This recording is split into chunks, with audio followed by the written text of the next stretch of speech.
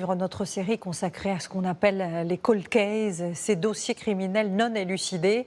La justice vient de créer une cellule spéciale qui reprend ces enquêtes et parmi les affaires qu'elle va réétudier, il y a celle d'une femme qui cherche sa sœur disparue depuis 35 ans. Rimbey, Henri-Paul Amar et Sophie Chevalreau.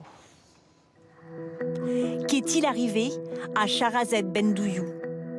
Elle a 10 ans lorsqu'elle disparaît juste ici, au pied de son immeuble, après avoir descendu les poubelles. Nous sommes en juillet 1987. Après des jours de recherche, sa grande sœur lance un appel. Aux ravisseurs qui l'ont pris, qu'ils la posent et puis qu'ils partent tout de suite. Nous, on veut notre sœur et c'est tout. Nous la retrouvons 35 ans plus tard. 35 ans passés à porter la douleur de sa sœur disparue.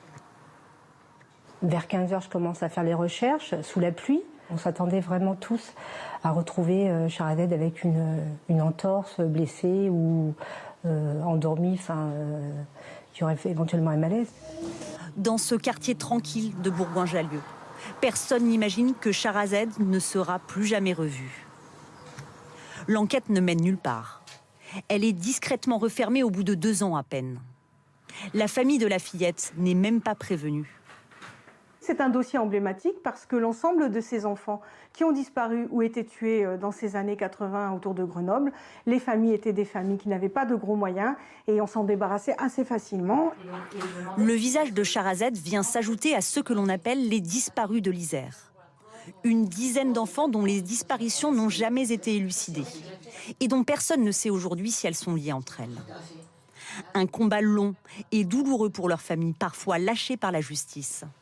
Ce sont bien souvent les avocats et les associations qui prennent le relais pour maintenir ces enquêtes ouvertes. On a eu des affaires où des témoignages sont arrivés de nombreuses années après et ça permet de relancer l'enquête sur de nouvelles pistes. Donc c'est pour ça qu'il faut continuer à en parler de ces affaires de façon à ce que ça puisse susciter des témoignages qui ont été retenus pour des raisons diverses et qui peuvent se libérer au bout d'un certain nombre d'années. En 2006, Férouz a réussi à faire rouvrir l'enquête sur la disparition de sa petite sœur.